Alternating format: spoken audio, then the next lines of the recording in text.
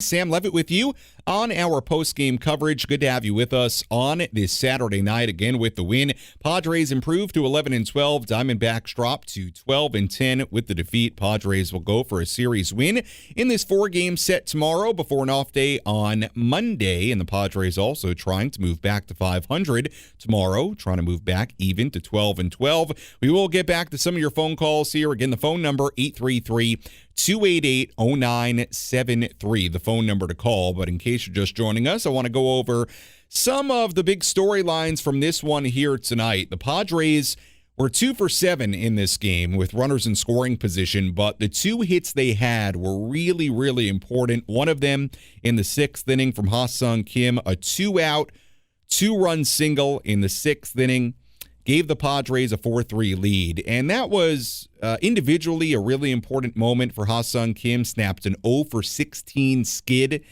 But also when you put it in the context of how that inning was transpiring, it was a huge hit in this game. In that inning, Tatis walks, Soto a single, Bogarts walks. Padres have the bases loaded, nobody out. Kyle Nelson comes in, replaces Merrill Kelly. Bob Melvin counters, pinch hits Nelson Cruz for Matt Carpenter. Cruz strikes out. Jake Cronenworth strikes out. And remember, the Padres are down by 1 at this moment. 2 outs. Bases still loaded. Looks like the Padres might squander that opportunity. And Kim, who again had been really, really struggling, comes up with a huge hit. Huge moment for Ha-Seong Kim. Gives the Padres a 4-3 lead. Then the other hit with runners in scoring position. Same sort of situation. Eighth inning, Padres are looking for insurance. They have Soto on first base, nobody out. Then he gets to third base with 1 out.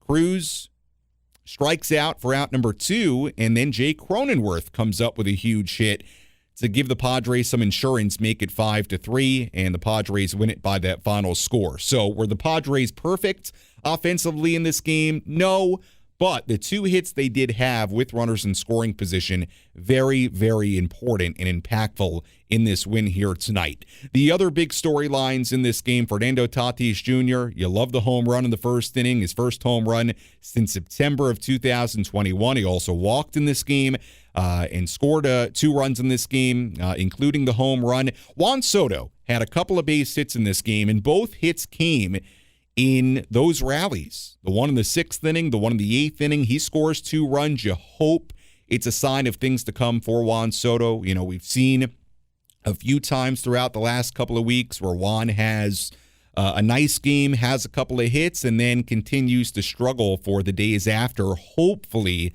it's a sign of things to come for Juan Soto, and we'll see how he does tomorrow. Joe Musgrove obviously making his season debut. 5 innings, 3 earned runs given up on 80 pitches, 7 hits allowed, walked nobody, and struck out 6. And you look at the outing for Joe, gave up 3 straight singles in the first inning, then works around a leadoff single in the second, gives up the 2-run home run in the third after there were already 2 outs and nobody on, and then really settled in. Gave up a leadoff single in the 4th inning, worked around it, struck out 2 in the 5th inning in a 1-2-3 frame. So it seemed like Joe got more comfortable as the game went on. And again, if this is a couple of weeks from now, he's throwing more than 80 pitches, and this could end up being an outing of 6-7 innings. So all in all, I thought a pretty good first outing here for Joe Musgrove, considering the fractured toe in spring training, considering the shoulder issue, that he got the cortisone shot for.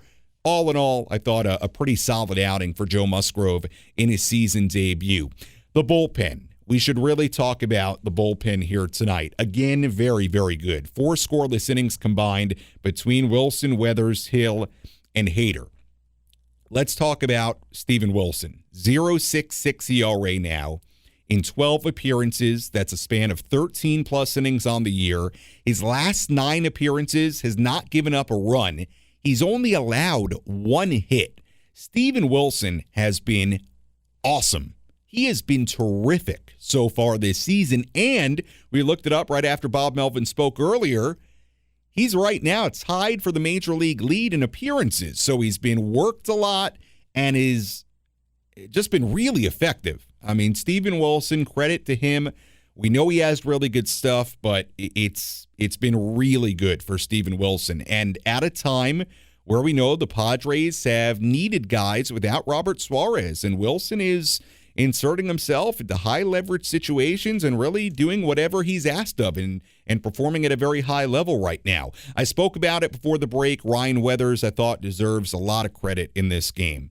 Not easy to do what he's being asked to do. He was a starter in spring training. He was a starter at the beginning of this season, 3 outings. They were all pretty good. The last one was really good. And to no fault of his own, finds himself now in the bullpen because Musgrove is now back. And, hey, Martinez is going to go to the bullpen as well. And he just threw 7 scoreless innings the other day. So it's no fault of Weathers or Martinez, but this is the deal right now with Joe coming back and the off day is coming up. The Padres just don't need a 6-man rotation at the current moment. And Weathers gives up a leadoff single in that 7th inning, but gets the next 3 batters. And you know what? To go from the rotation to the bullpen, come in a 1-run game and get through it, I thought really impressive for Ryan Weathers in this game.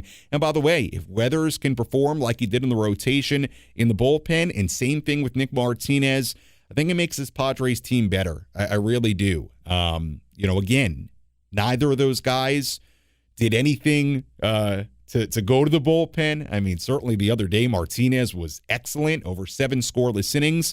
But this is the way it is right now. And I think no doubt if those guys perform, and certainly we know Nick Martinez from last year, I mean, he's so valuable in the bullpen with what he can do effective-wise and what he can do just with length and giving you 3-4 innings, maybe even more at a time. It will make that bullpen that much better. And I think this team that much better. So all in all, I think a positive with those 2 guys going to the bullpen, and certainly Weathers impressive here tonight. Tim Hill gets the first 2 outs of the 8th inning, then hits a batter, gives up a single. All of a sudden, you have the tying runs on base, and Hill gets out of it. Good job by Tim Hill, who, by the way, again, has a 1.80 ERA to begin the year. So for the most part, he's been pretty effective. And Josh Hader, I mean, look, it's easy to forget, for it to get lost in the shuffle. It is so important to have a guy that is just locked down in the 9th inning. Okay, it is. And when you have it, you almost, I don't want to say you take it for granted, but it's easy to lose track of how worrisome it is when you don't have it, when you don't have a closer you can rely on, or you don't have a closer, period. Josh Hader has been awesome this year so far. 7 for 7 in save opportunities. He's got an 0.90 ERA.